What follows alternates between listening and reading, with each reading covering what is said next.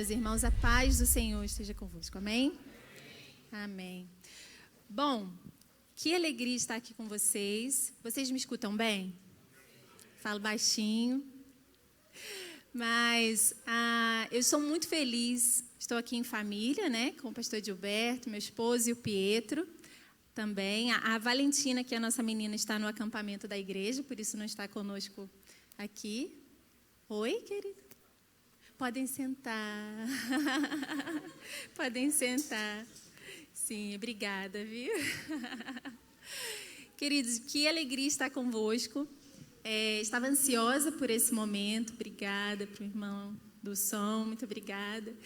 Estava ansiosa para estar aqui com vocês, porque neste ano nós temos servido muitas igrejas lusitanas aqui em Portugal, e é uma alegria, a gente sempre se sente em casa, é uma igreja muito missionária, e nós, que somos missionários, sentimos isso.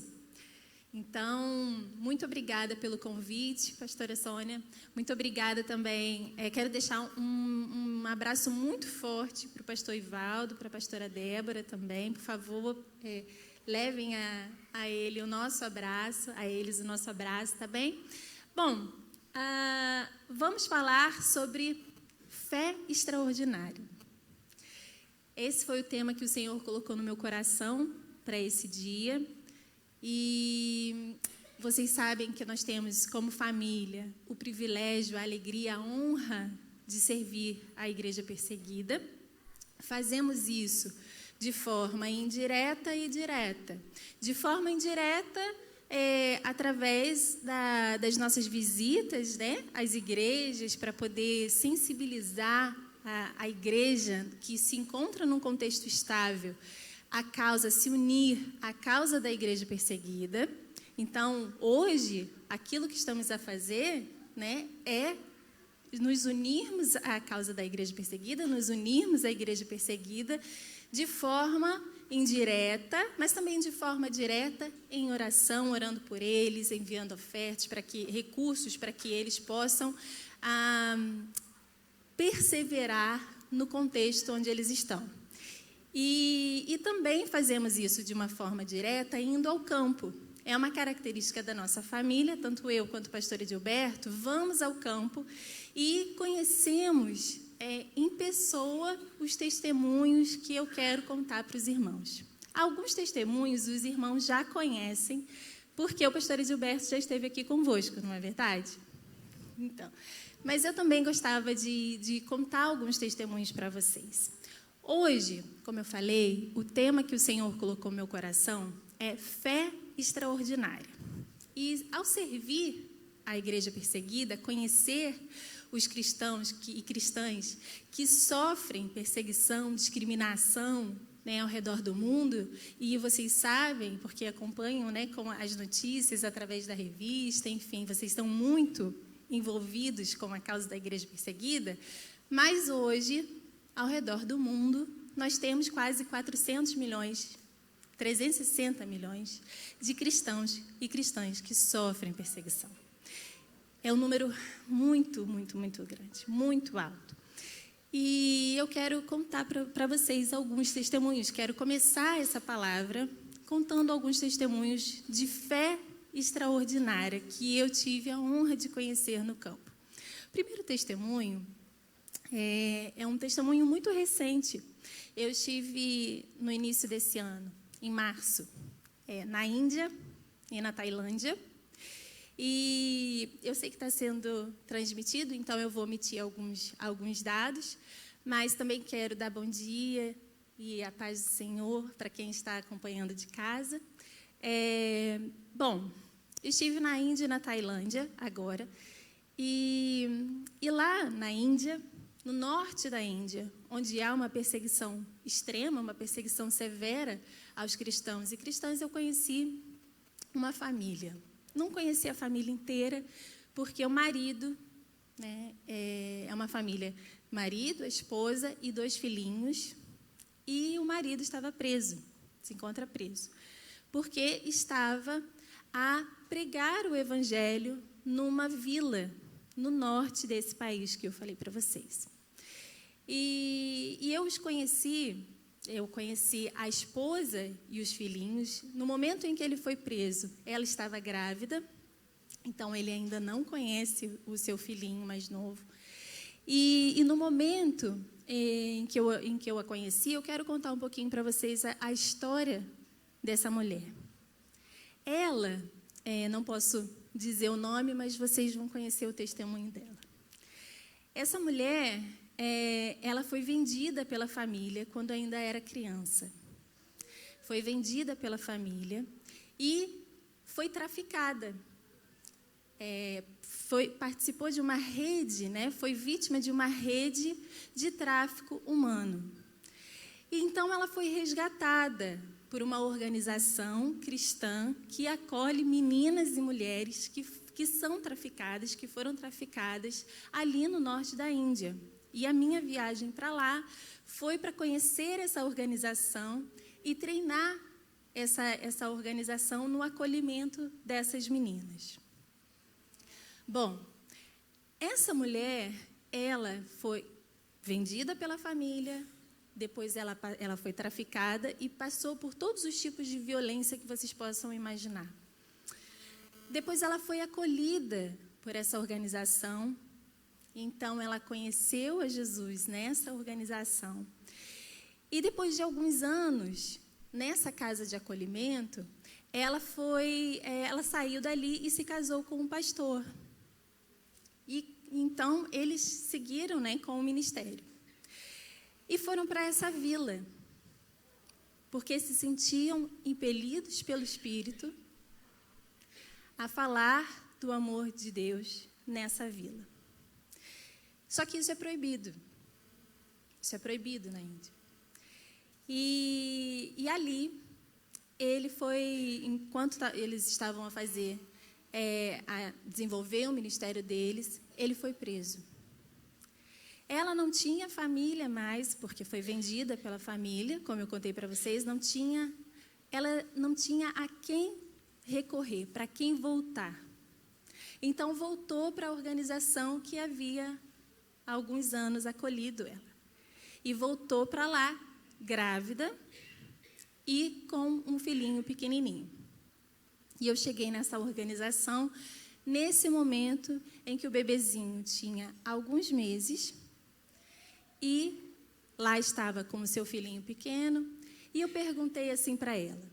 Estive com ela durante um tempo a conversar sobre o presente, sobre as dificuldades do presente, mas também perguntando para ela sobre o futuro.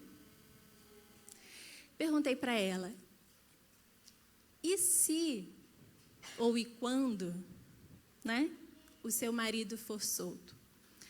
Porque nós sabemos, meus irmãos e irmãs, que em lugares onde a perseguição é extrema, é muito possível que ele não seja solto. E eles sabem disso.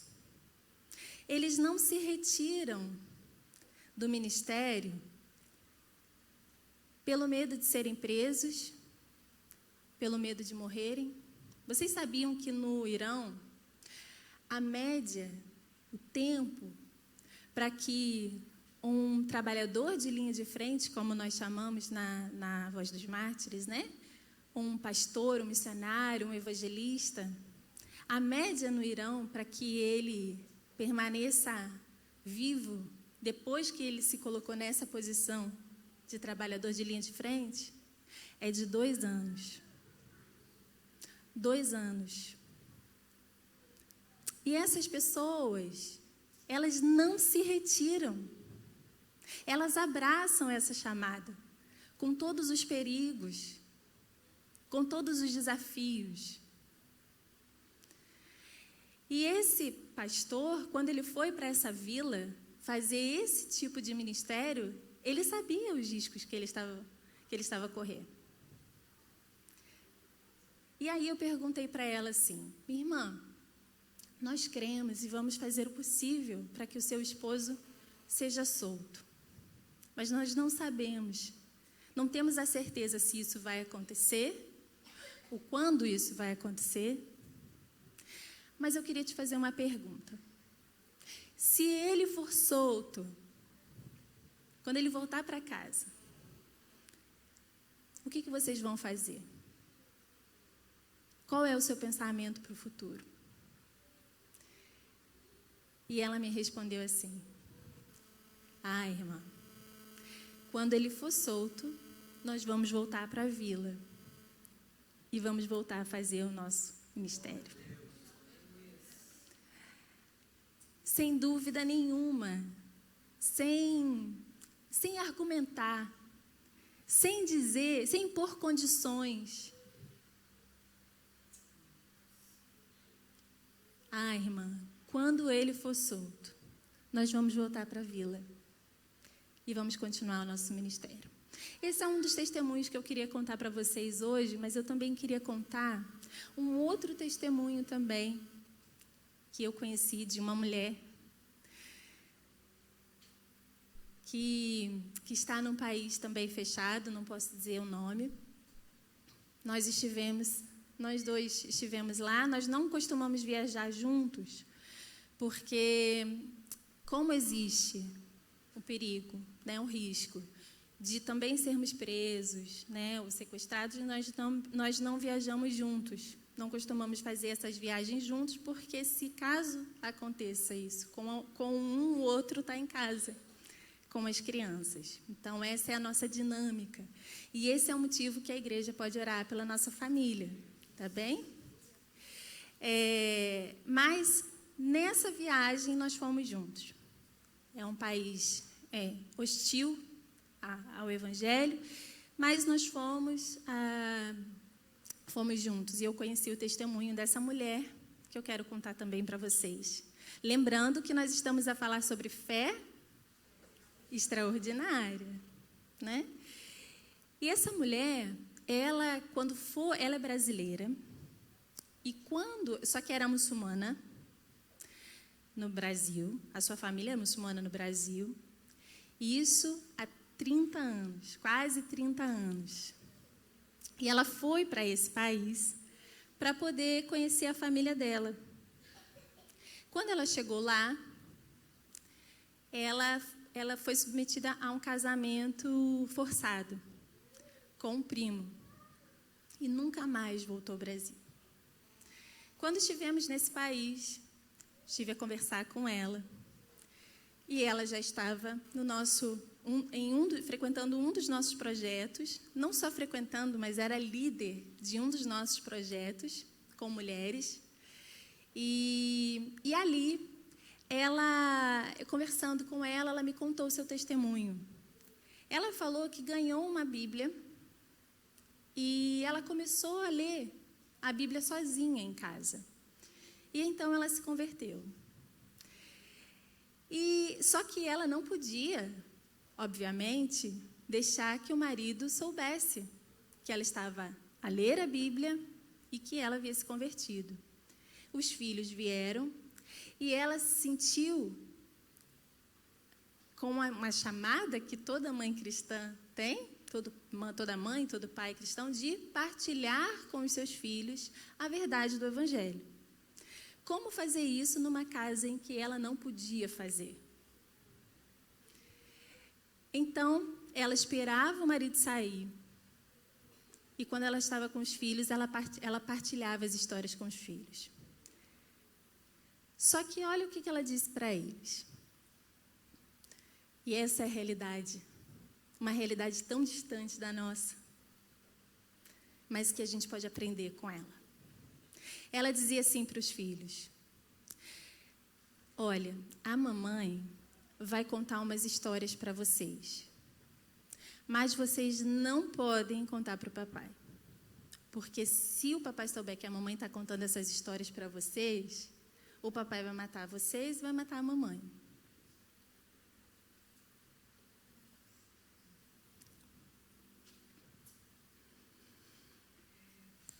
Uma realidade que não é a nossa. Nenhum de nós aqui nessa sala pensou em algum momento ter um diálogo como esse com os filhos. Estou errada? Mas aquela mulher, e um detalhe interessante, é que ela lia a Bíblia e precisava guardar num armário, e por conta da umidade na casa, a Bíblia se perdeu, se desfez. E ela fez isso com os seus filhos apenas com as histórias que ela havia memorizado da Bíblia. Ela evangelizou os filhos.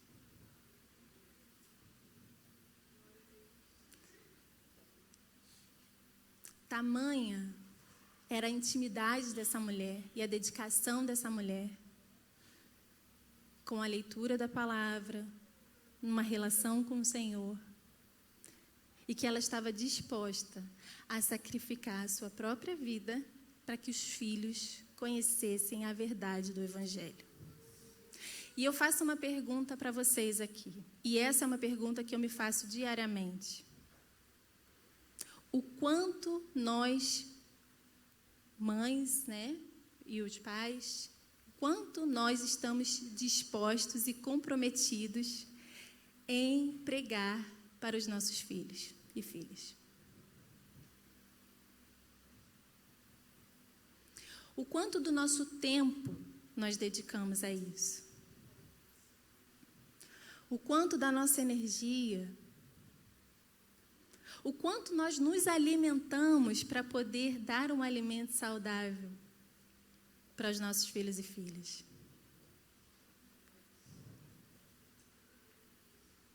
Essa mulher, que vocês não conhecem o nome também,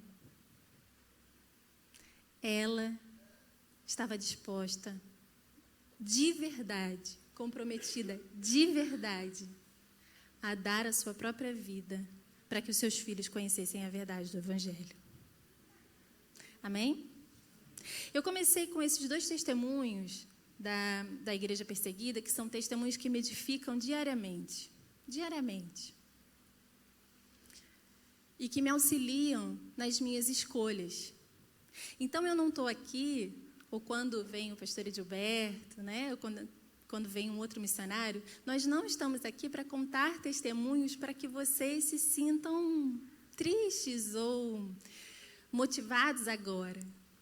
O que nós fazemos é partilhar vida para que isso produza vida no coração de vocês e para que isso possa ajudar vocês nas vossas escolhas, guiar vocês nas vossas escolhas. Mas eu pergunto aqui para vocês também uma coisa. A gente está a falar de fé extraordinária.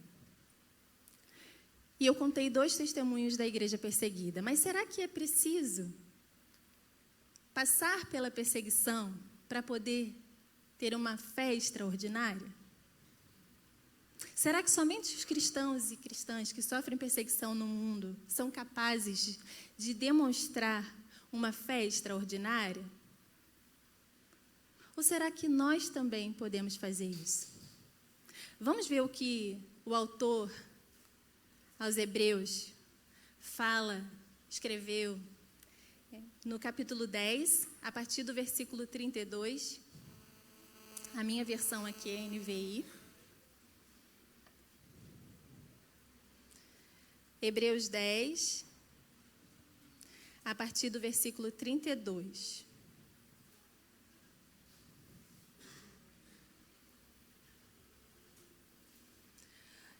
Uma breve introdução aqui da carta aos Hebreus, que alguns detalhes vocês provavelmente conhecem, talvez outros não, mas é que nós não conhecemos, né, o autor, não é revelado o autor da carta aos Hebreus, e também não é revelada a igreja.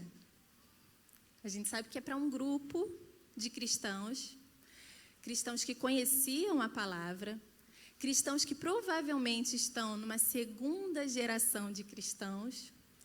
Esses cristãos não sofreram perseguição religiosa, não sofreram a perseguição, porém, a geração anterior sofreu. Então, esse autor, que escreve essa carta para esse grupo, escreve em um momento da história em que a igreja ali estabelecida já havia sofrido perseguição e E nós sabemos que depois que havia um risco iminente de perseguição. Então, ele escreve nesse período, provavelmente, do ano 64 ao ano 85. Então, é nesse período em que essa carta provavelmente foi escrita. Por que isso faz sentido para a gente? Porque esses versículos que eu vou ler agora para vocês, né? Vamos lá, depois eu explico. Hebreus 10, a partir do versículo 32. Lembrem-se dos primeiros dias, depois que vocês foram iluminados, quando suportaram muita luta e muito sofrimento. Algumas vezes foram expostos a insultos e tribulações. Em outras ocasiões, fizeram-se solidários com os que assim foram tratados. Vocês se compadeceram dos que estavam na prisão e aceitaram alegremente o confisco dos seus próprios bens, pois sabiam que possuíam bens superiores e permanentes. Por isso, não abram mão da confiança que vocês têm. Ela será ricamente recompensada. Vocês precisam perseverar, de modo que, quando tiverem feito a vontade de Deus, recebam o que Ele prometeu. Pois em breve, muito em breve, aquele que vem virá e não demorará. Mas o justo viverá pela fé, e se retroceder, não me agradarei dele. Nós, porém, não somos dos que retrocedem e são destruídos, mas dos que creem e são salvos. Eu vou continuar aqui agora no capítulo 11, que diz assim, ora, ou seja, é a continuação dessa parte que eu li para vocês, né? Ora, a fé é a certeza daquilo que esperamos e a prova das coisas que não vemos, pois foi por meio dela que os antigos receberam bom testemunho. Pela fé, entendemos que o universo foi formado pela palavra de Deus, de modo que aquilo que se vê não foi feito do que é visível. Pela fé, Abel ofereceu a Deus um sacrifício superior ao de Caim.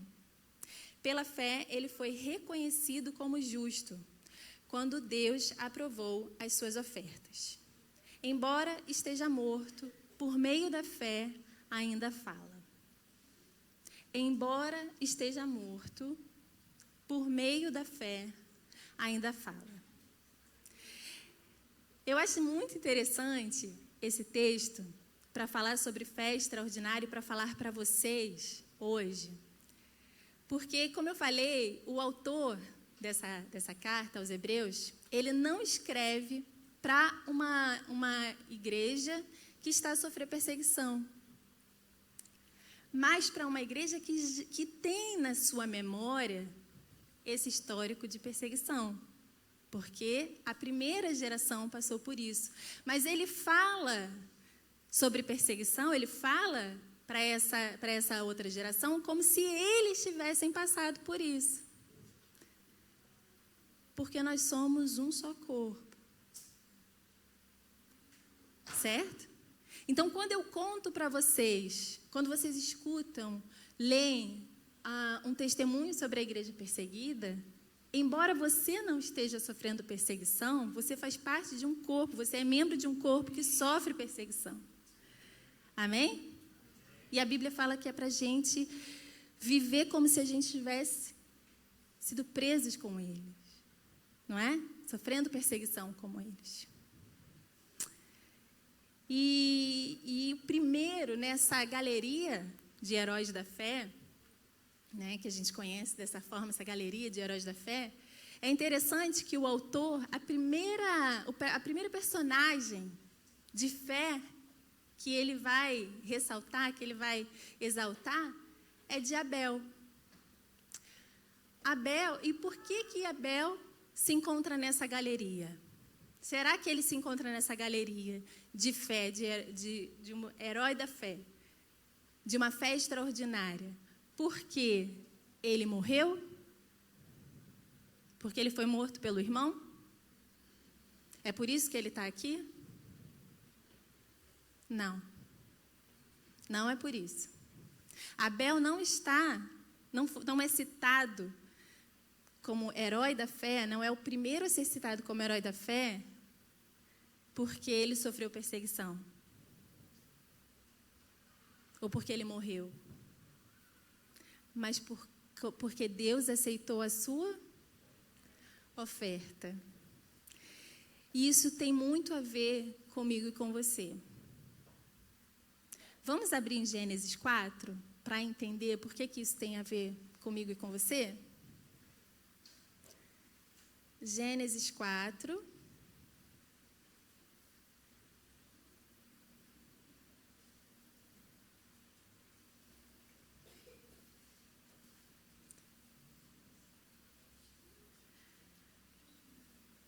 A partir do versículo 2, a parte B, né, do versículo 2. Então, a gente está a falar de dois irmãos, né, Caim e Abel, dois irmãos que na sua vida cotidiana, demonstravam a sua relação com Deus. Vamos ler. Abel tornou-se pastor de ovelhas e Caim agricultor. Passado algum tempo, Caim trouxe do fruto da terra uma oferta ao Senhor. Abel, por sua vez, trouxe as partes gordas das primeiras crias do seu rebanho. O Senhor aceitou com agrado Abel e a sua oferta, mas não aceitou Caim e a sua oferta. Por isso, Caim se enfureceu e o seu rosto se transtornou. O Senhor disse a Caim: por que você está furioso? Por que se transtornou o seu rosto? Se você fizer o bem, não será aceito? Mas, se não fizer, saiba que o pecado ameaça a porta. Ele deseja conquistá-lo, mas você deve dominá-lo. Vou dar uma paradinha aqui, né? O fim dessa história nós sabemos.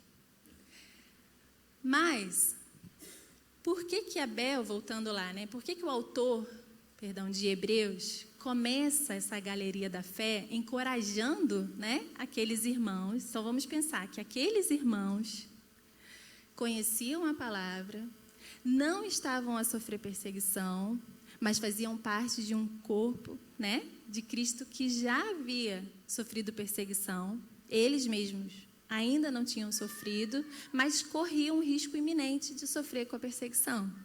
Então, é para esse público que o autor de Hebreus escreve. E ele escolhe Abel como primeiro exemplo de uma fé extraordinária. E Abel, o que nós podemos aprender com Abel? Com Caim e com Abel, porque a gente aprende com um exemplo bom e a gente aprende com um exemplo ruim também, não é verdade? O que a gente aprende com Caim e com Abel? Que serve para a nossa vida hoje, para que a gente também possa exercer uma fé extraordinária. E assim como Abel, né, porque ali na carta aos Hebreus diz que depois de morto ainda fala. Então, o que a gente pode aprender com eles, com esses exemplos, para que na nossa vida o nosso testemunho continue a ser propagado? Certo? Que o nosso ainda, depois de morto ainda fala. E eu acho que essa deve ser a meta da nossa vida. Sinceramente. Não sei o que vocês estão construindo na sua vida, mas eu acho que a meta da nossa vida é viver uma vida tão íntegra e tão íntima com Deus, que depois que quando a gente não estiver mais aqui, o nosso testemunho ainda vai falar. Amém? Então, o que a gente pode aprender com Abel? Aqui diz que Deus aceitou Caim e a sua oferta, Abel e a sua oferta. E que Deus rejeitou Caim e a sua oferta. Isso é muito importante. Porque Deus não rejeitou, aceitou sua oferta. Isso é muito importante. E o que a gente pode aprender com isso? Aqui existem duas classes de adoradores. Duas classes de adoradores. Representada por Caim, uma representada por Caim, outra representada por Abel. Agora, pensa mais ou menos aí onde você se encaixa. Eu queria muito dizer para vocês que eu sempre me encaixo ali em Abel, mas não é verdade. Eu flutuo ali entre Caim e entre Abel. Sabe por quê? Porque vamos olhar para o coração, para a motivação de Caim. Ali diz, no versículo 3, que passado algum tempo, Caim trouxe do fruto da terra. Do fruto da terra. Ele pegou ali um fruto da terra e trouxe para o Senhor.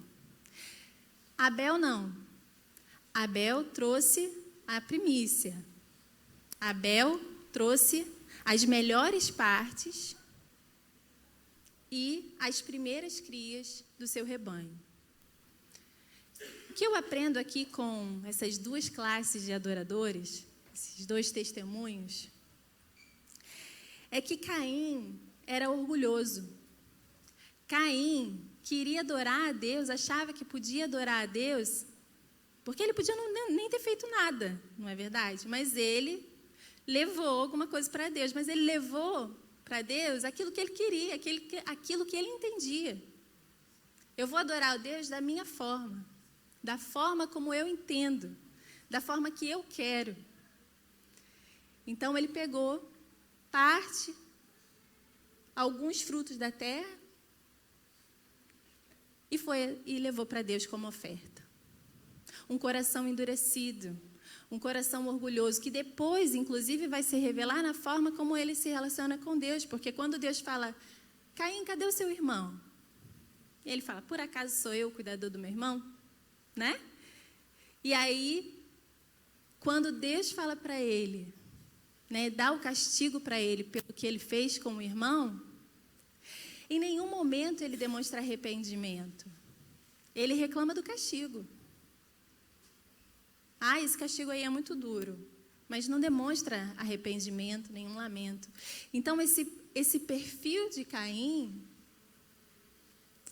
vamos pensar, um coração orgulhoso, que adora a Deus da forma como acha que tem que adorar, que oferece para Deus qualquer coisa.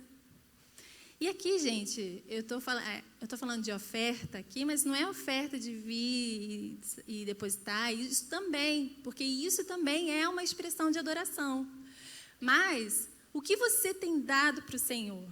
Qual é a parte do seu tempo? Qual é a parte da sua energia, do seu dia, das suas relações? O que você tem oferecido ao Senhor? De que forma você tem adorado o Senhor? Como Caim, de forma orgulhosa, independente, um coração endurecido? Ou como Abel, que adora o Senhor da forma como o Senhor revelou que deveria ser feito? Com a melhor parte.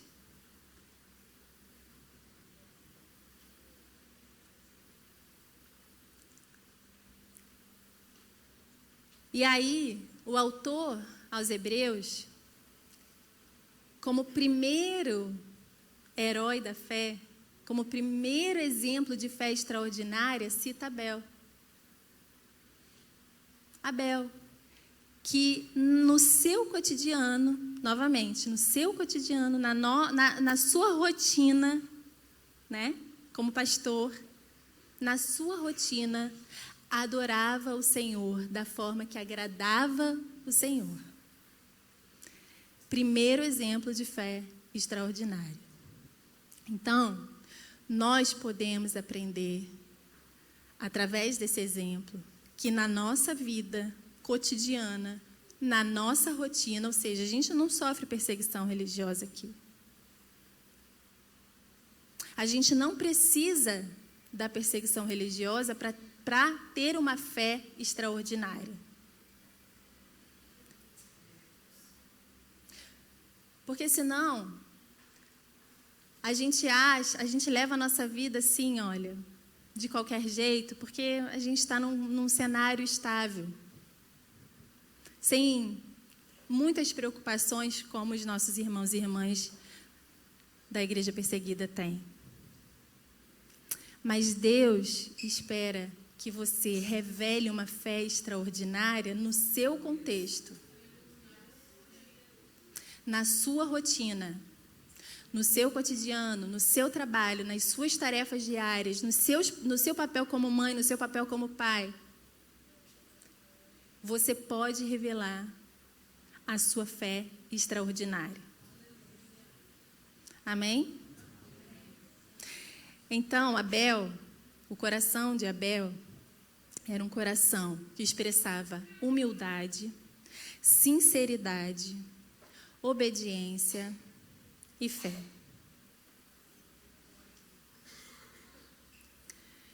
E quando eu lembro, mais uma vez, dos meus irmãos e irmãs que sofrem perseguição religiosa, que sofrem com tanta discriminação, com tanta ausência de recursos, com tanta falta,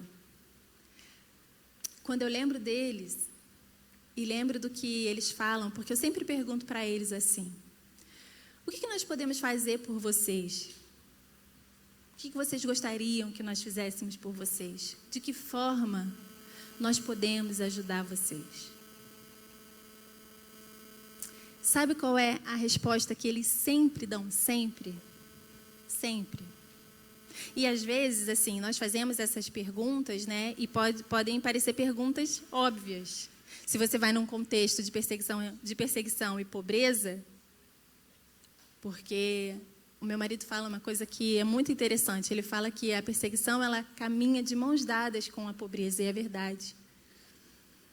Então, quando você está num contexto assim, essa pergunta pode parecer uma pergunta óbvia. O que eu posso fazer por você? Mas a gente sempre faz essa pergunta para eles. E sabe qual é a resposta que eles sempre dão? Sempre. Peçam para que a igreja, vocês, estou replicando o pedido deles. Peçam para que a igreja permaneça em oração por nós, para que a nossa fé não desfaleça. Esse é o pedido deles, que eu tenho a obrigação de partilhar com vocês. Na Tailândia, nós conhecemos alguns irmãos e irmãs que sofreram perseguição religiosa nos seus países de origem e foram para a Tailândia em busca de refúgio. Mas são cristãos e cristãs que muitos não conseguem o status de refúgio e se tornam imigrantes ilegais ali naquele país. E existem leis muito severas para um imigrante legal ali na Tailândia. E por conta disso, existe eu sei, querido, você falou sobre a Tailândia quando esteve aqui, não é? Então, existe um centro de detenção para imigrantes ilegais. Não só para cristãos, mas para imigrantes ilegais, que tem condições extremas, como o pastor Edilberto já partilhou com vocês. Por conta disso, para evitar de ir para esse centro de detenção o qual muitos não saem de lá com vida, para evitar de ir para lá, eles vivem escondidos. Estamos a falar de 2017, uma comunidade de mais ou menos 10 mil pessoas que vivem escondidos por anos. Crianças que nascem nessa condição e que não têm acesso à escola, não têm acesso à saúde, os adultos, eles não têm acesso a nenhum suporte, eles são ilegais. No momento em que eles, às vezes, estão aí para um mercado, porque alguém precisa sair para poder comprar comida, vem a polícia e prende. Então, eu estive lá, agora na Tailândia, voltei depois de alguns anos. E por que eu voltei lá também? Quero contar para vocês. E aí eu termino meu tempinho aqui com vocês. Por que eu voltei lá? Quando eu estive lá em 2017, quando estivemos lá em 2017, nós conhecemos essa comunidade de adultos e crianças, idosos, enfim, que vivem nessas condições extremas, vivendo escondidos. As crianças não podem brincar no pátio do prédio. Eles brincam entre um apartamento e outro, nos corredores dos prédios. Porque se eles brincam no pátio, os vizinhos tailandeses denunciam as famílias.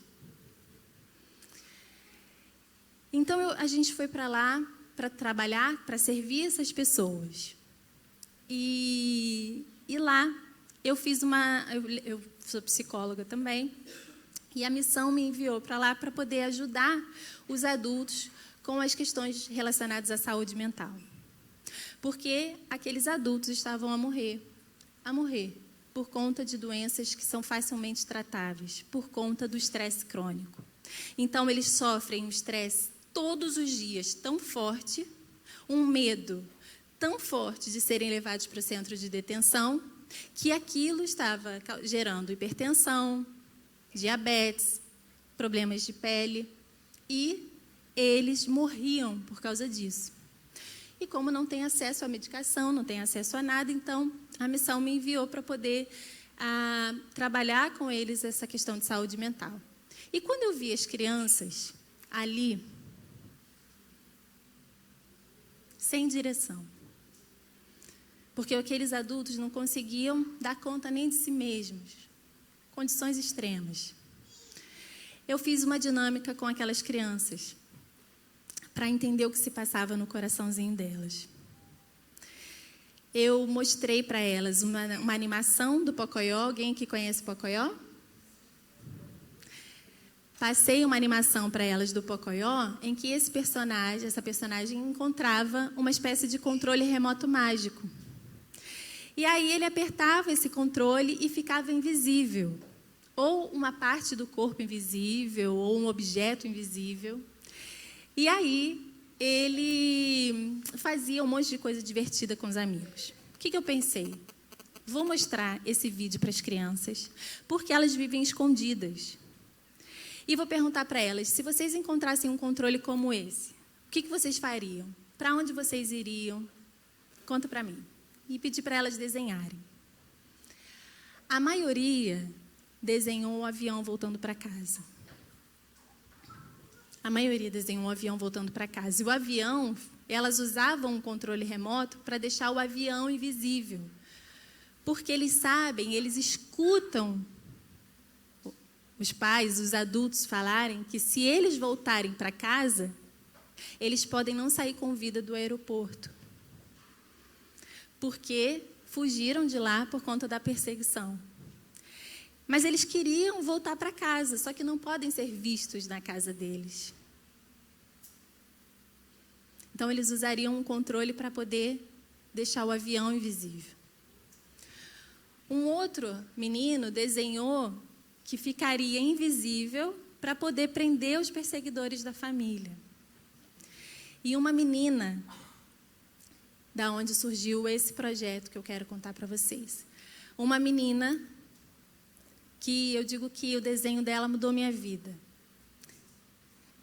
Ela se desenhou e apagou essa região aqui do tronco. Para quem convive com uma criança, trabalha com uma criança, ministra para uma criança, sabe que quando as crianças sentem medo, angústia, tristeza, ansiedade, essas emoções aparecem nessa região do corpo.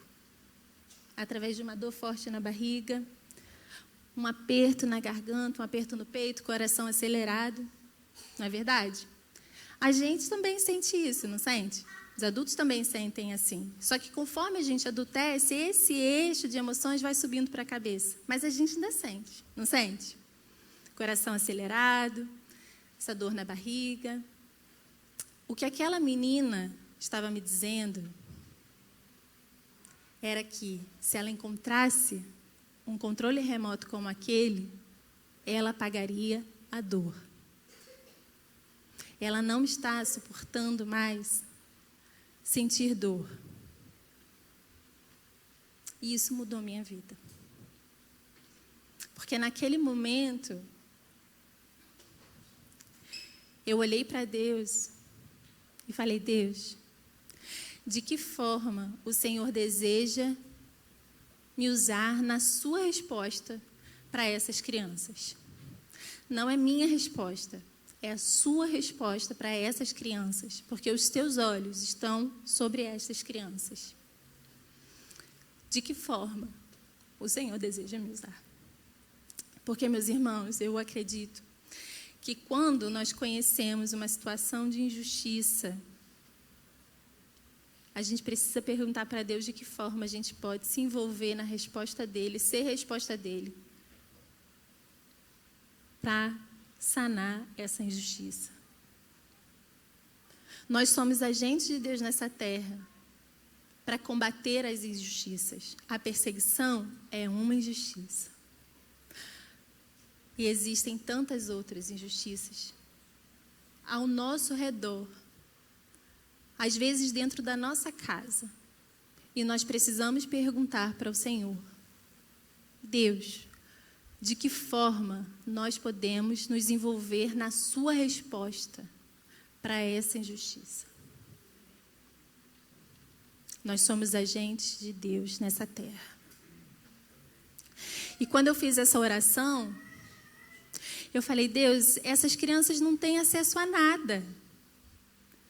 Acesso a nada, como se ele não soubesse, né? Eu falando para Deus, como se ele não soubesse. Falei: eles não têm acesso a nada, não vão à escola, não vem nenhuma pessoa aqui para poder ajudá-los. O que eu faço? E nesse momento, Deus me inspirou com uma história, que é essa história que eu trouxe para vocês, que se tornou um livro. Quando Deus me inspirou com uma história, com essa história, que é a história do bonde e o pássaro viajante, para ajudar essas crianças, eu achei que eu fosse digitar, imprimir em casa e levar para elas. Mas, se você está aqui hoje, está vendo que se tornou um livro, significa que os planos do Senhor foram outros, são outros. E, de alguma forma, Deus deseja falar à sua criança também, através dessa história. É uma história que ajuda os adultos a ajudarem essa criança. Fazer com que essa criança não sofra sozinha. Que essa criança que não entende as suas emoções, que não entende a sua dor, pelo que ela está passando, que ela possa então entender.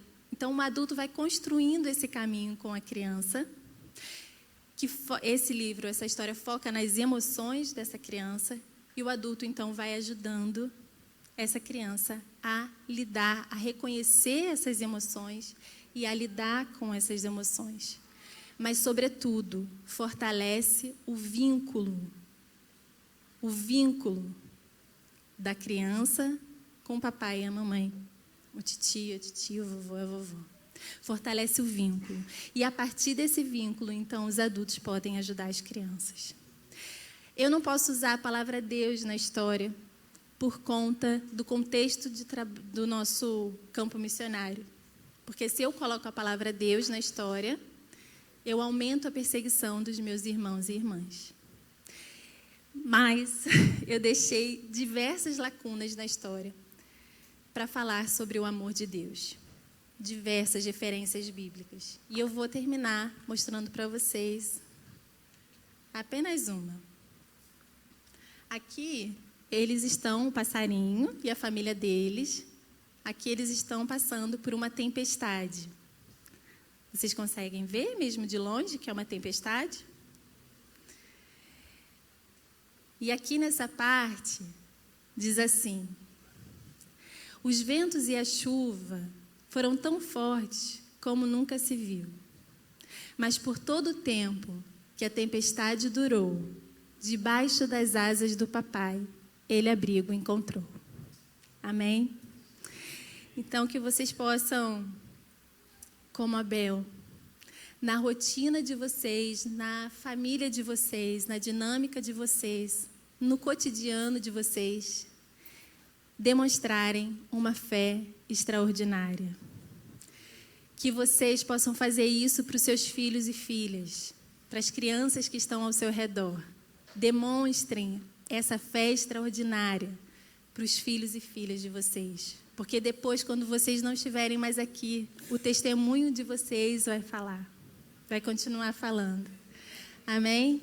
E por fim, sintam-se como de fato vocês são, um só corpo com a igreja perseguida.